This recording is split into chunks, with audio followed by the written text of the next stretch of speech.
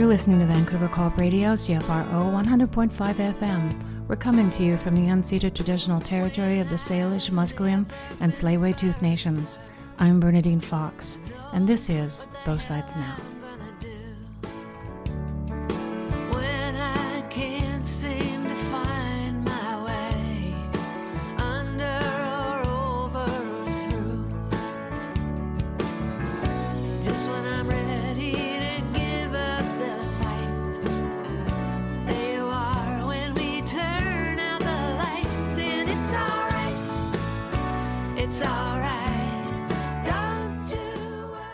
Hi, everybody. I have an interesting guest on today by the name of Kagan Goh, who, if you live in and around Vancouver and you know anything about bipolar and art, you know Kagan. It is my pleasure to talk with him and get his perspective on bipolar and to talk to him about his recent works in film, writing, and plays. So stay tuned. We'll be right back. 100.5 means non-commercial, listener-powered community radio. 100.5 means music, public affairs, I have a dream, and arts programming. I wish I loved the human race. I wish I loved its city face. You won't find anywhere else on the radio dial. 100.5 is not owned by a huge corporation. We are owned and operated by people like you, by your community. 100.5 CFRO Vancouver Cooperative Radio. Find our complete program schedule at coopradio.org. You're listening to Both Sides Now on Vancouver Co-op Radio, CFRO 100.5 FM. I'm Bernadine Fox, and today I have the pleasure of speaking again with Kagan Goh, who has been on our show before, but is here for another really important reason and announcement. Kagan is a producer, spoken word artist, playwright, actor, and an award-winning documentary filmmaker who is originally from Singapore, but now lives here in Vancouver and also lives with bipolar. Hi, Kagan. Hi, nice to meet you again online. Yes, absolutely. I think if I'm right, you were one of the last shows I did in the studio before COVID hit us, and we've all been back home. I believe that that's correct. So not the last, but certainly one of the last. How have you been doing through all this COVID crap? Well, it's been a challenging period. I was off work for a year dealing with a physical injury, as well as a psychological injury, a workplace injury. So I was undergoing physiotherapy and trauma counseling for the workplace injury, and have been back at work at my new job at the Kettle Friendship Society, Kettle on Boulevard, which is a 140 resident building, known as the best social housing in Vancouver. Cool. Kind of like the Shangri-La of social housing, as they call it. And do you know people who live there? It serves people with mental health challenges, addictions, at risk of poverty, homelessness, and street youth. Right. So you live with bipolar. No, actually, I want to go back a little bit because you talked about having a physical injury and a psychological injury. And it was actually interesting to hear that because so often when we hear of people going off work, they don't talk about a mental health injury, but in fact, many people leave work I'm not saying that's as you, but they leave work with depression, and it's not considered an injury from work. But there are a lot of things that happen at work that actually can cause and instigate and solidify depression in people. And it should be considered a workplace injury, but it's not. And so thank you for putting it in that perspective. I appreciate that. So I want to talk about bipolar a little bit because it is a part of all the things that we're going to announce later on for you. And I just want to make sure our audience knows what bipolar is, not just from the psychiatric definition or the DSM-5. I don't think they have a 6 yet, but just so we know, I mean, that's the psychiatric people would call it a brain disorder, which I don't like that word, that causes changes in a person's mood or energy and ability to function, and that you can experience intense emotional states that typically occur in distinct periods of days or weeks. So, and basically, because it's bipolar, it is the going back and forth from a manic state to a depressive state. So, overwhelming joy, excitement, happiness, lots of energy, down to being very depressed in terms of, sleeping and being down and feeling terrible, basically. So, going from very happy to very terrible. That's kind of how they put it. Um, how would you describe it? Well, I actually prefer the archaic term, which is no longer used as frequently, manic depression, Hmm. because it more accurately describes my own personal lived experience of what I call not a disorder or mental illness, but as a condition, Right, as being part of the human condition. right. Um, yeah, I agree that there are high levels of energy and euphoria and bliss, akin to almost being addicted to any kind of drug or substance, whether it be DMT, LSD, cocaine, crystal meth, Hmm. the high that you would experience in any drug, except that it's naturally induced Right, from so-called a chemical imbalance in our brains or whatever. right. But I experience what they call bipolar 1, which is not just mania, but it tips into psychosis and then depression. So Hmm. they talk about psychosis as being a loss of touch of reality, Right. hallucinating, seeing auditory and visual hallucinations. I would prefer to call it dreaming of one's eyes open, almost Mm. akin to lucid dreaming, Right. where the visions and hallucinations that I see are almost like dream symbolism, except that I can interpret it.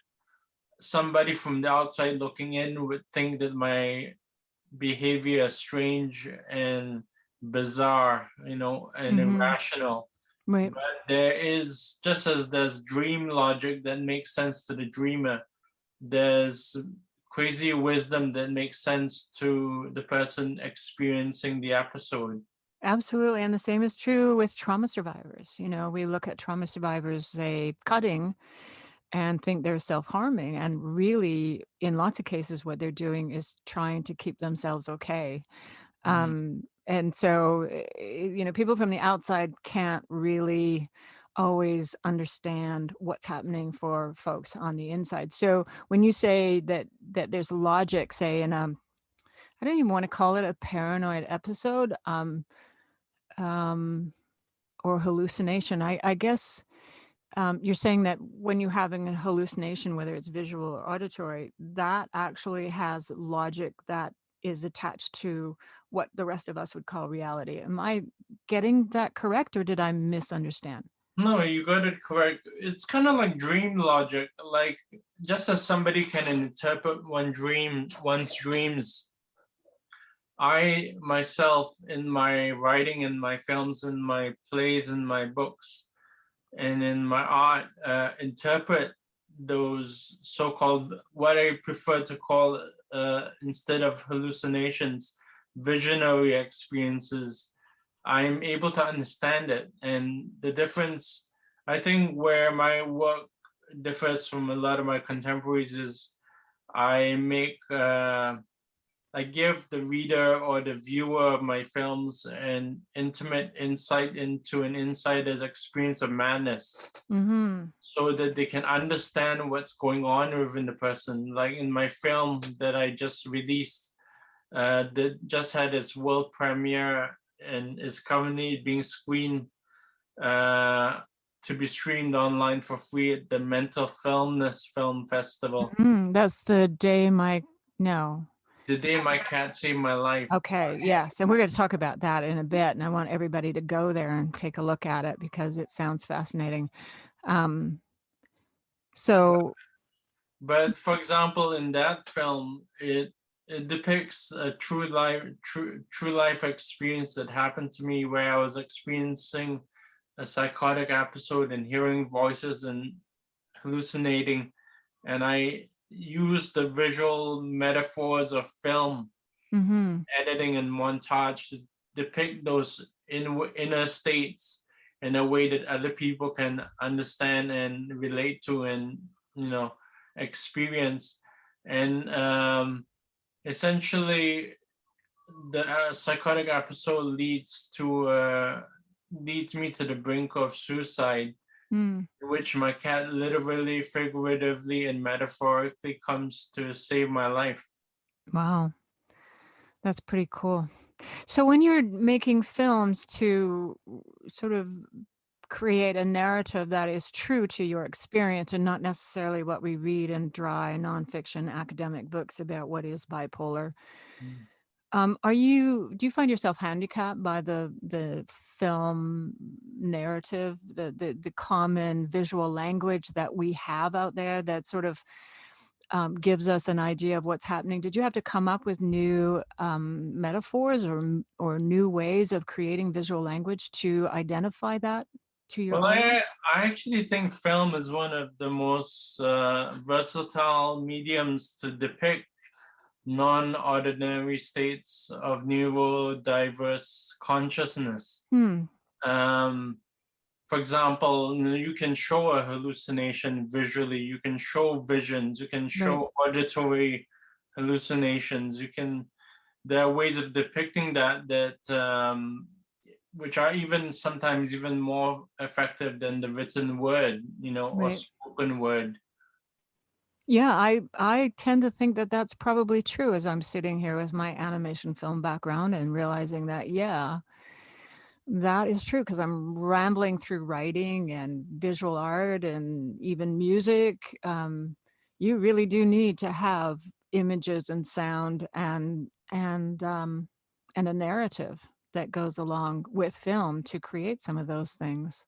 Mhm. Yes. Do you know what causes bipolar? Have they told you what may have been the root of yours? Uh, I think it's partially triggered by a traumatic incident Hmm. that happened to me in my early 20s. I was arrested by 8 cops for supposedly creating a disturbance in a church. Hmm. I write about it in my memoir, which has just been published by Caitlin Press, Is called that the it's called survivor? Surviving Samsara. Right. And the book opens with basically I was consorting and hanging out with a lot of homeless people and street youth in when I was young. And some street youth told me about being evicted from a rooming house called Street Kids in Distress. The acronym stands for SKIDS. Hmm. For some bogus housing bylaw that rich land developers wanted to appropriate the prime downtown property to build condominiums. Right. And it was Valentine's Day in 1993 when I was diagnosed, when um, when they came to collect money from the donation tray. I donated a stale loaf of bread with the reasoning in my crazy logic or my crazy wisdom logic that it symbolizes the body of Christ, bread being the body of Christ. And their suspicions were aroused. And later on, the female preacher said, after my sermon, if anybody wants to come up and talk, you're Mhm. welcome to do so. And I did have something to say. I said I wanted to advocate for these street youth that had been evicted, and I was going to tell the congregation, since they were having a banquet of free food after the sermon, to bring some of that food to these street youth and talk to them and find out what's happening in their life and advocate for them, Right. Sounds and reasonable. talk to their local MLA, their local MP, because these respectable upper middle class citizens in a congregation have more clout than these street kids would. And I said, these kids are our kids. These kids are the next generation, and we should look after them. We should be our brother's keeper. I wanted to say that, but before I got the chance, I was sequestered down into the basement by two of the church altar boys, and they were questioning me, what do you want to say to them? And I said, that's for me to share with the whole congregation, not just of you. So I walked out of the basement, and 8 cops jumped me and held me and did a choke around my neck. I couldn't breathe, and they sprayed mace in my eyes. And I was struggling, and I realized if I continued to struggle, they were going to kill me. Yes. So I went limp, and they let me go, and I spent the night in jail. And so let me just get this straight, Kagan. You went into a church and offered bread, which the church says is the body of Christ, and that's my reason. That was my reasoning, but they didn't understand they thought it was just a stale loaf of bread. People usually give money. Why would you give a loaf of bread? Right. I mean, I get it, and I get and it sort of goes back to what you were talking about, how you have this logic that goes along with what you're doing, but then you wanted to get up and talk, and instead you were tackled and taken downstairs, and then tackled by police, and feared for your life, and this happened in a church where you were trying to advocate on the behalf of people who were hungry. Well, I think the problem was that we looked the part. I was dressed like a street youth myself. I looked like a homeless person. I had tie-dye pants and tie-dye shirt, patch quilt pants, and torn off jeans. I looked like a street youth, and in the police report decided that I was a drunk native Indian who was on drugs, right, and that I had assaulted the police officers. Oh, they always say that, just to, say that it was okay to hit you or strangle you or put you to the ground. They always say, well, he assaulted us first. So it's so common. But it goes to the very conversation that we're having these days about racism. And we're at least in Vancouver, we're really there's a push to really adopt an anti-racist perspective. And you were treated based on how you looked and what you were wearing, and not what you were doing, because clearly in a church you should be able to advocate for people who are hungry. We just need to take a little break, but we'll be right back, folks, so don't go away, because we have much more to talk about with Kagan. Thank you. Hi everyone, this is Bernadine Fox from Both Sides Now, that airs on Vancouver Co-op Radio every Tuesday at 5 p.m. Vancouver Co-op Radio, CFRO 100.5 FM, is an innovative radio station that gives Both Sides Now an hour every week to unpack mental health. We stay on the air with donations from folks like you.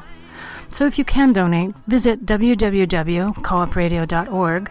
That's www.coopradio, all one word, .org, and hit the donate button on the top right-hand side of the screen and follow the directions. Or you can mail your donation by check directly to 370 Columbia Street in Vancouver, BC, V4A 4J1.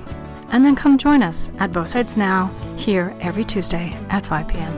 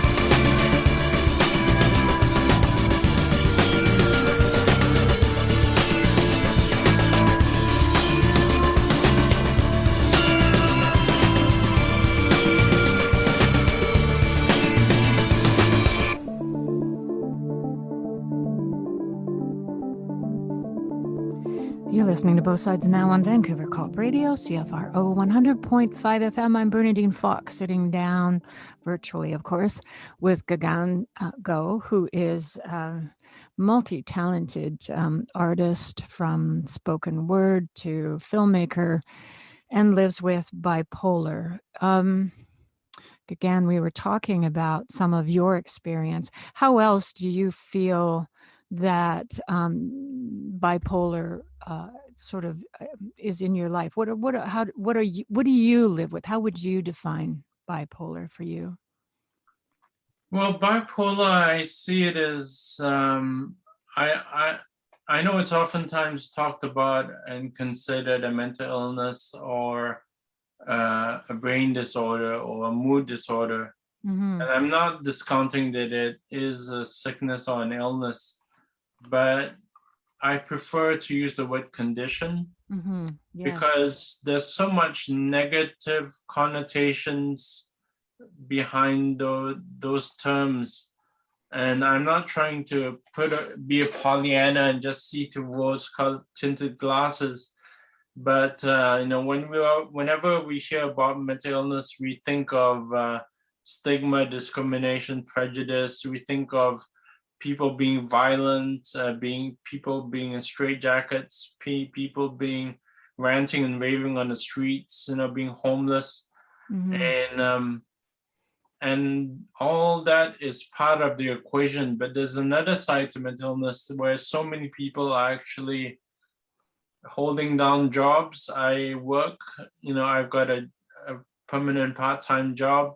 Mm-hmm. People are working, people are in marriages and relationships, Mm-hmm. and are contributing members of society. And basically, some of the gifts of madness that I talk about aren't just, illness, but also they talk about violence and stuff like that. They don't talk about the yin yang duality of everything. The positive things of mental illness is heightened creativity.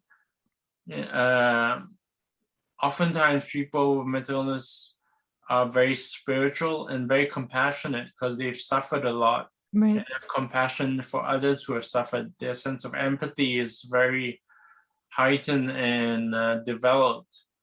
So there are positive aspects to every negative. I like to quote Lauryn Hill, take a negative and turn it into a positive picture, Yes. Yeah, I've actually said that if I was a person who had to hire staff, I would be inclined to hire people who had dissociative identities, because their ability to focus and remove whatever is troubling them from whatever they're doing is so absolutely complete and high that you actually get better workers, because they are able to compartmentalize in a way that many people can't. And so they're often really incredible workers in a job situation. So we have so many ideas about what mental health is, and we end up in our society with so many sort of stereotyped idea in the same way that, we've been talking about how First Nations people have been stereotyped, as the drunken Indian or the person that's on drugs or, somebody who steals things or, all those things. Mental health consumers also deal with stereotypes. Can I ask you sort of kind of how, what kind of things that you might have dealt with? Like, has anybody said things like, everybody has mood swings sometimes, so, or, everyone is a little bipolar sometimes. Do you get those kinds of things where they're minimizing what you are dealing with or stereotyping you? Well, I mean, I've heard the whole gamut of all sorts of positive and negative things, people either whitewashing it or people minimizing it. Right. I mean, the probably I can't think of any at the moment, but for example, my next film, I just got a $25,000 BC Arts Council grant Mm-hmm. to make my next film, which is called Common Law. And basically, that story is about how when I was diagnosed with manic depression, I was applying for disability benefits for the very first time through Right. social assistance at the welfare office. And they found out that I was in a common law relationship with my girlfriend for 3 years. And they said, she's your spouse, she can support you, you're not eligible for disability. And that was instrumental to the breakup of a 3-year-long relationship. Wow. So people with mental illnesses are oftentimes relegated to being single and alone. Yes. Because they're dependents on other people and people don't want to support the individual. My girlfriend's reaction when I told her that I was not eligible for disability or welfare is, I don't want to support an invalid for the rest of my life. Right. And then she broke up with me, Right. And I have heard that that same kind of thing happens when people want to move in together, that they will lose their PWD Mhm. status or income, pension, whatever they call it, from social services. I'm not even sure it is social services. I know it's run through social services, but it is called Persons with Disabilities Yeah. Pension, because they are moving in with someone. And so it really kind of leaves you in a position where you're relegated to the person to being a burden. Yeah, to being a burden. Basically, what I'm hoping to do with this film, it wasn't my intention, but I'm piggybacking this film that uses dark humor. It's not all just doom and gloom and depressing story, but through a dark humorous story to tell the relationship between me and my girlfriend and this welfare worker named Mike, who hates people but loves his dog. That's his saving grace. Yes. And essentially, I'm going to piggyback this project with the campaign to advocate for common law relationships to be allowed and not be penalized financially in terms of taking away a person's PWD or benefits, Yeah, it's a very different thing than being on social assistance and being capable of working and just needing a stopgap, while you're looking for work. You are a person with a disability that is determined to not be able to work. So it's a very different thing. Have you talked with other people who are bipolar, and have they come to you to talk about their experiences?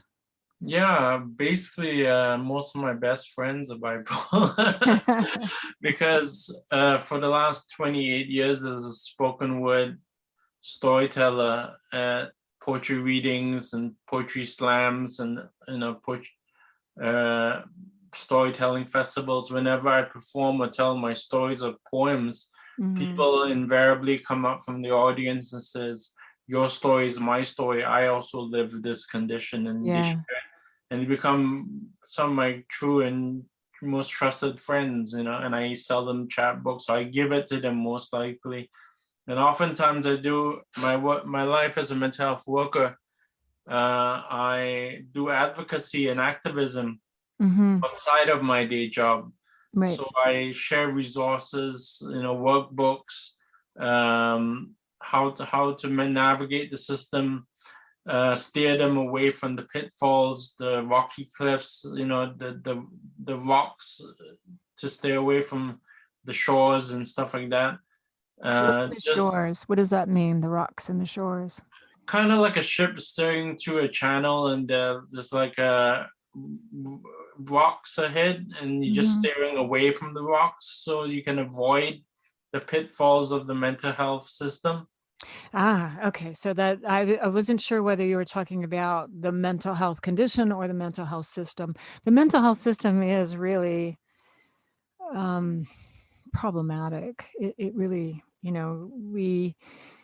I often think that when you have a mental health condition, as you call it, people often think that you can't speak for yourself, that the only person who can speak for you or define what's true for you is a mental health professional. And so we don't even have a voice most of the time about the things that are going on in our lives. And even the people around us can sometimes, and with all good intentions, say, well, maybe we should talk to your psychiatrist or your psychologist about what's really going on here, rather than listening to the mental health consumer about what's true for them.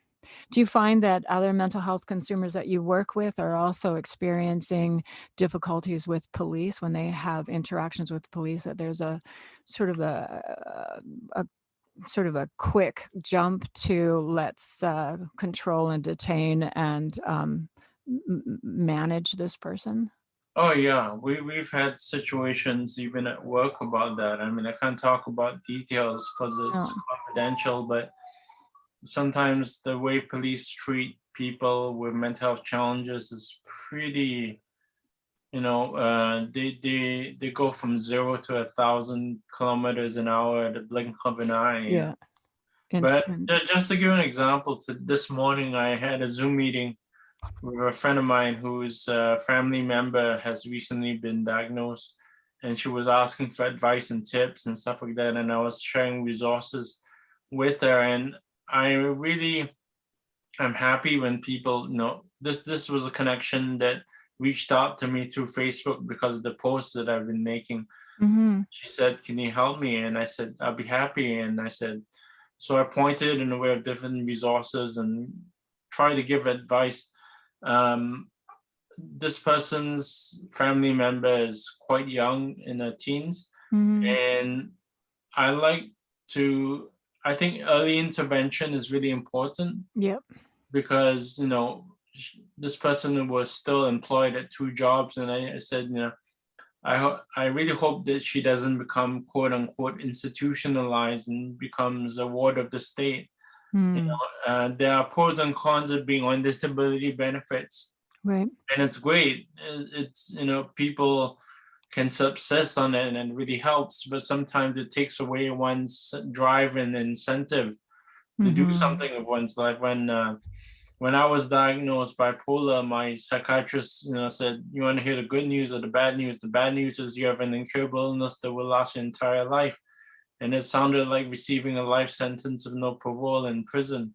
Right. So what's the good news is you won't have to work for the rest of your life. That was the good news. Wow. I never That's not good considered news. I had never considered not working, Yeah. an option. Yeah. And even years later, my a later psychiatrist says most bipolars never work for the rest of their lives. You just Wow. become wards of the state. Burdens onto society. It's the way Yeah. he depicted me and my contemporaries.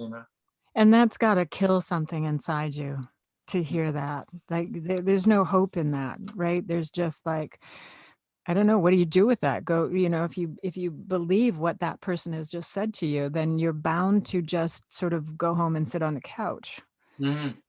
right? I mean, clearly you have not done that, but I mean, if a psychiatrist is telling you that you can never work, then most people in this society believe that if a psychiatrist says that, it must be true.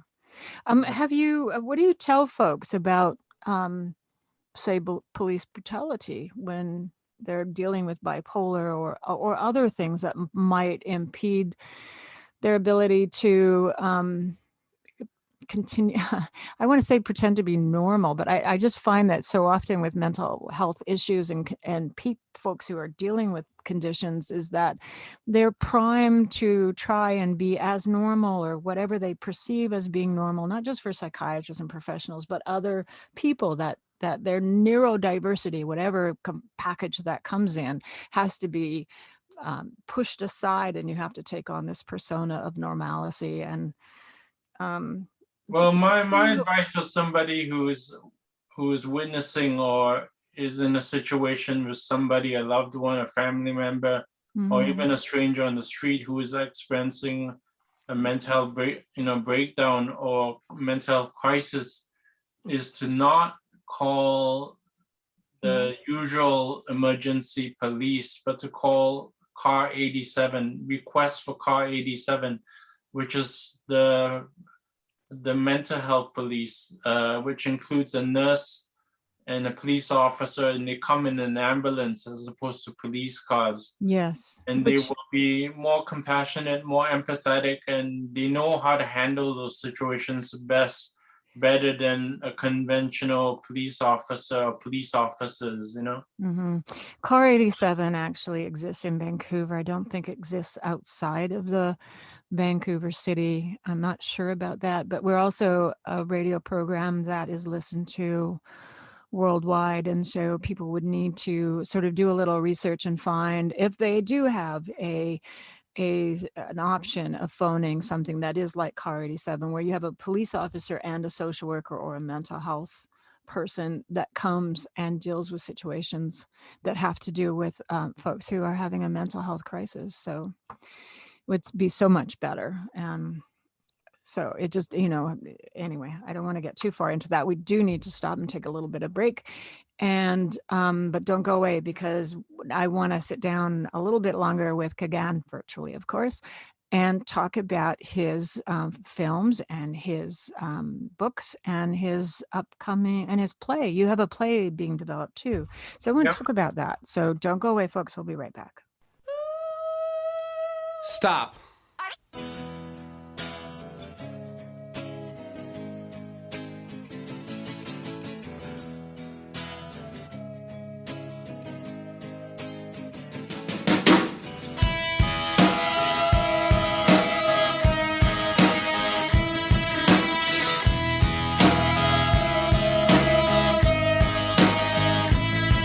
With your feet on the air, your head on the ground.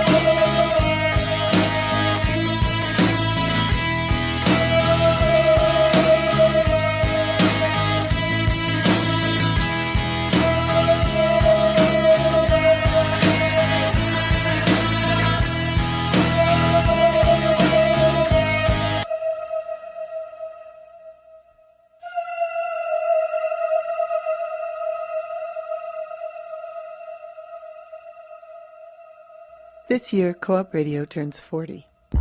Here's one of our stories. I got involved with Vancouver Cooperative Radio in 1989. I left my country because of due to political reasons. My activities in the university and as a student and as a musician in the arts, and I came to Canada with a music band, King Lalat, that was in exile. They were all also from my native country, Guatemala. When we came here, I mean, from the Latin American radio shows or newspapers, the Latin American media, they contacted us to do interviews and things like that. One of the shows that contacted us was America Latina al Día, which it is one of the oldest shows here on Vancouver Cooperative Radio. It started at the same time as Co-op Radio. I was a guest because of the music that I was playing. It was music that is committed to social justice. It's music in resistance. I went to the interview and I said, well, I like radio. I was coming from a radio and TV background as well back in my country. So I asked them if they needed any support because it was volunteer based, and while I was here on the tour with King Lalat, I started right away the following week, and it was obvious to me then what the mandate of Co-op Radio was. So it was a perfect match for me. I worked in community radio back in my country. I worked also in commercial radio as well, but my place is it's definitely in the community radio and radio that is not compromising with other things, but it is committed to social justice. So there wasn't a question for me. That's the place where I wanted to be.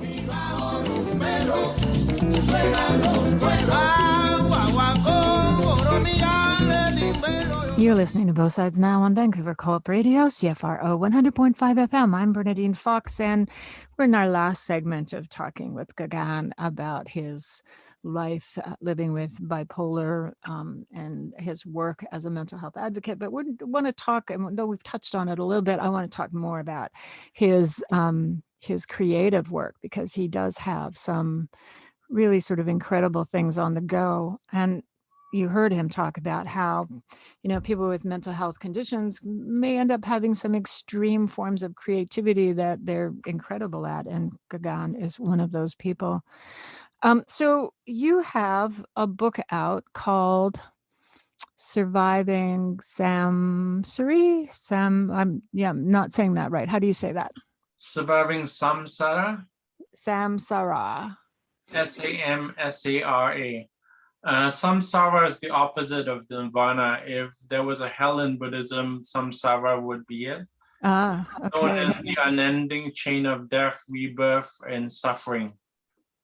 So I use that as a metaphor for the highs of mania, the terrors of psychosis, and the lows of depression on the roller coaster ride of the undulating seas of samsara. Mm-hmm.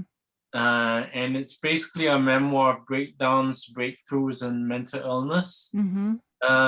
The original logline was a manic depressive man struggles to discern the difference between the mental health breakdowns and spiritual breakthroughs.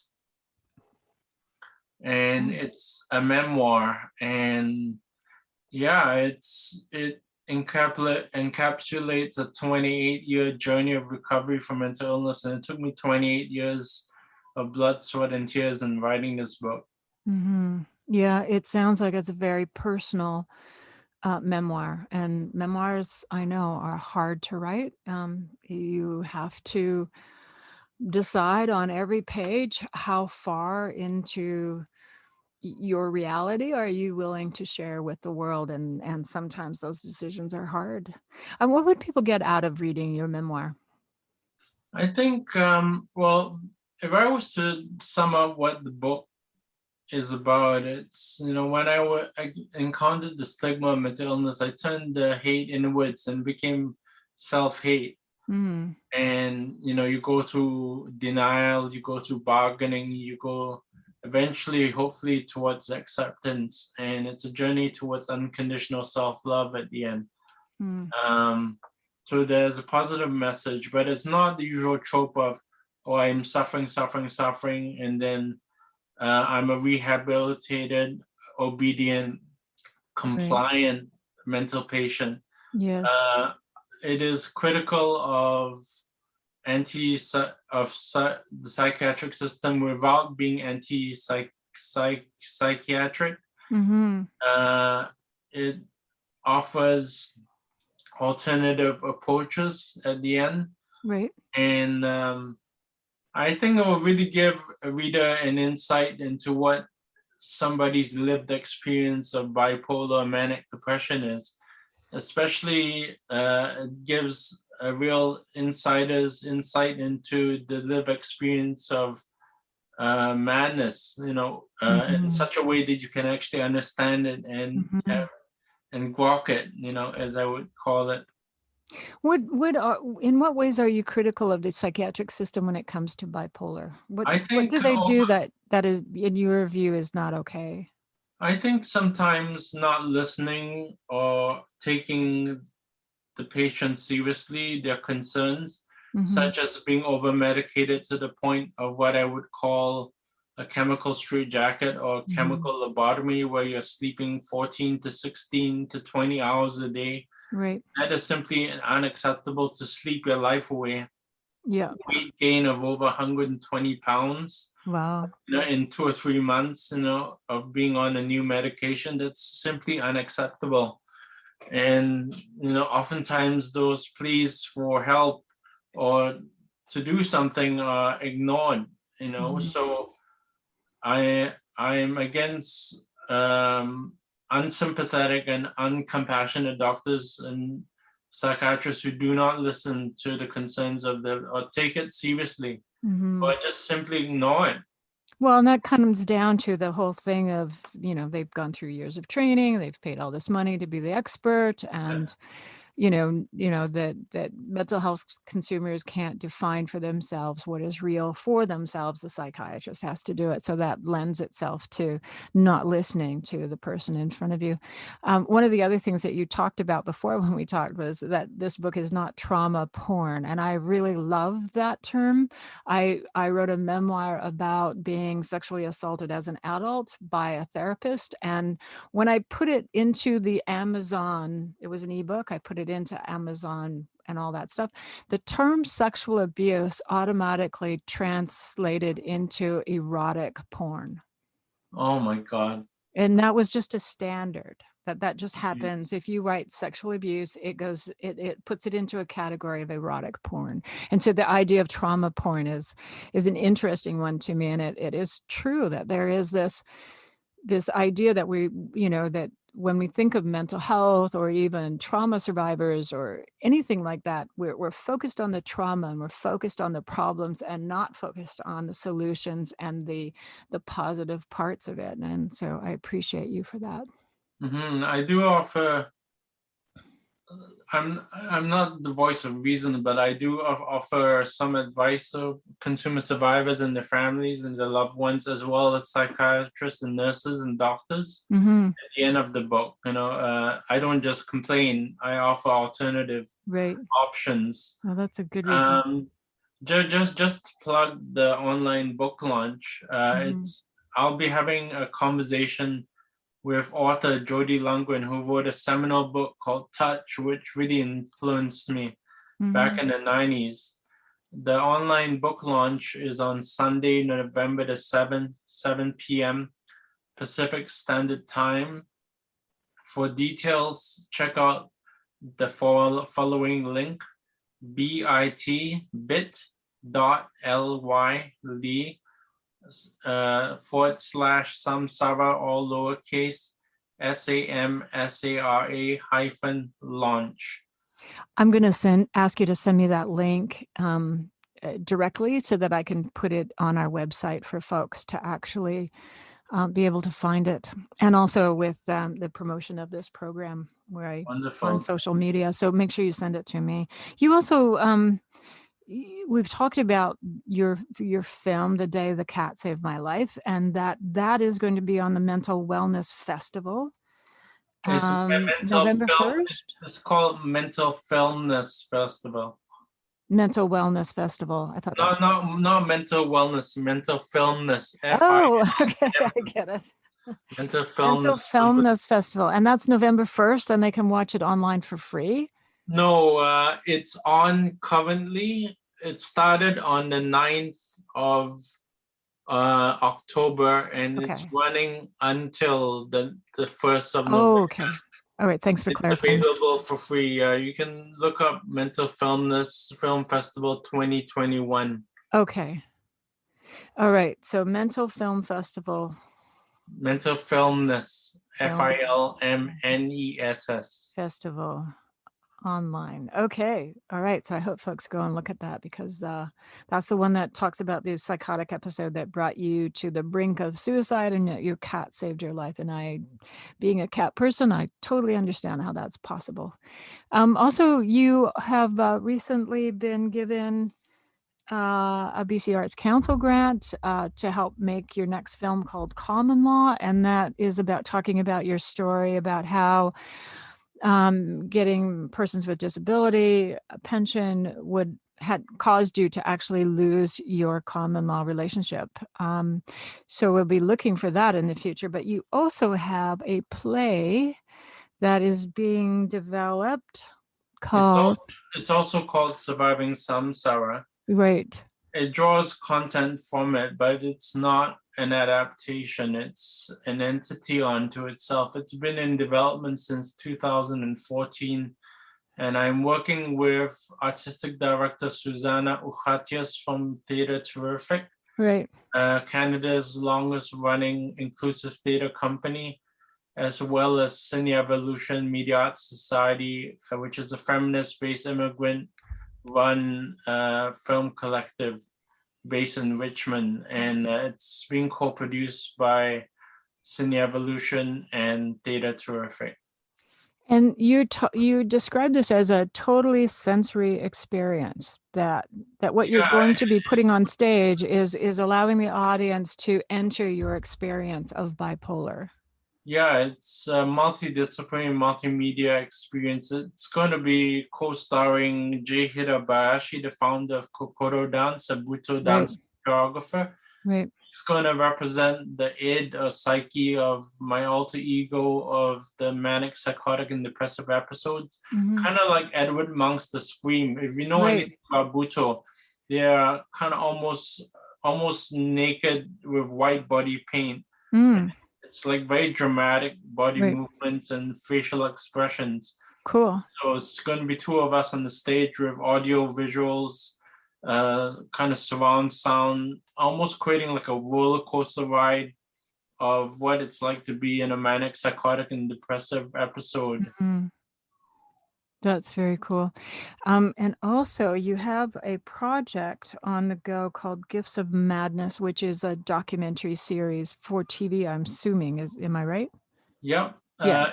It's in the very early inception stages, seedling stages of development. Right. I'm collaborating with an incredible mental health advocate and activist named Emily Olson. She's going to be co-directing and co-producing the project with me.